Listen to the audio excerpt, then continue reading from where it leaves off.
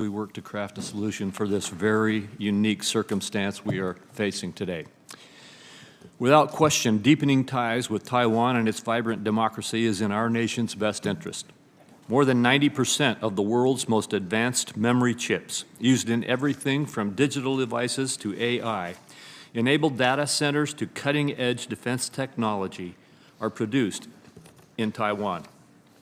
Thus, this committee has a strong interest in ensuring Taiwan remains economically and defensively secure.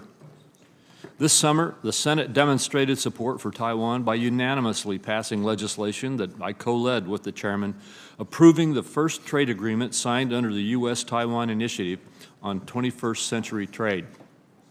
Today, we convene to further strengthen the economic partnership between the U.S. and Taiwan by addressing double taxation to encourage cross-border investment. Taiwan is our largest trading partner with whom we do not have an income tax treaty. Normally, Congress enters into a tax treaty with a country to alleviate the double tax burden on cross-border investment. However, Taiwan's unique status precludes it from dealing with double tax issues through a traditional tax treaty. The process we are considering today should not be viewed as a new template to shortcut or end around tax treaties. Absent this very unique circumstance, the proper path for considering bilateral income tax treaties should be through the Foreign Relations Committee led by Chairman Menendez and Ranking Member Risch, as Senator Wyden has indicated. However, Taiwan's very unique status requires a very unique solution. It requires this committee's expertise to make direct changes to the tax code to deliver treaty-like benefits for American and Taiwanese workers and businesses operating across our borders. These direct changes to the tax code will unlock cross-border investment and provide businesses and workers much-needed certainty in four main areas, all of which are in the scope of a traditional tax treaty. First, the bill will significantly reduce withholding taxes on dividends, interest, and royalties paid on cross-border investments.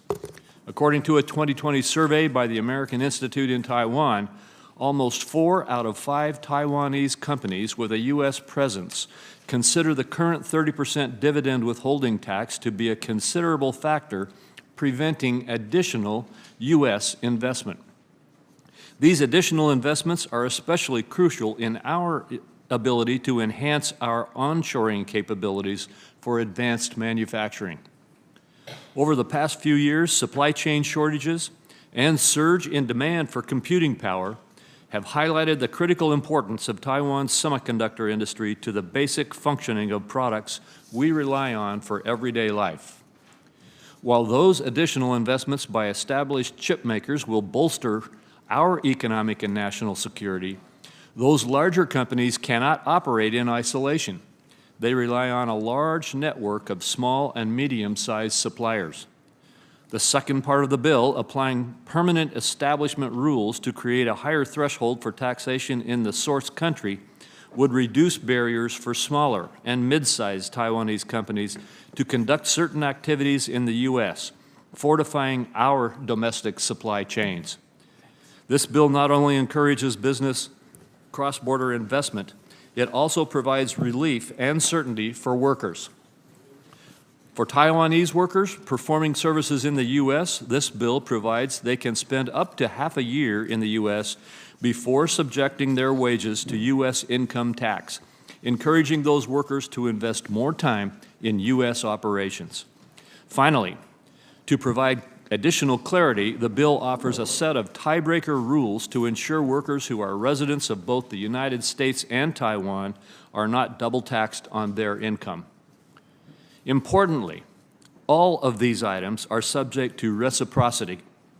These benefits are contingent on Taiwan agreeing to provide reciprocal benefits to U.S.-based companies and individuals investing and working in Taiwan.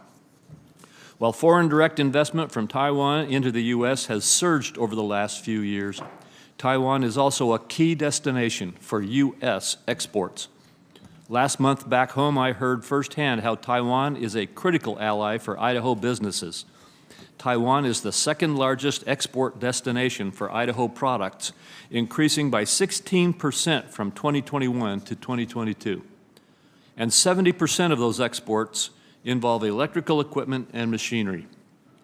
Both in Idaho and throughout our country, our economic and strategic relationship with Taiwan is as important as ever. This bill will help workers and businesses of all sizes get ahead in both the U.S. and Taiwan.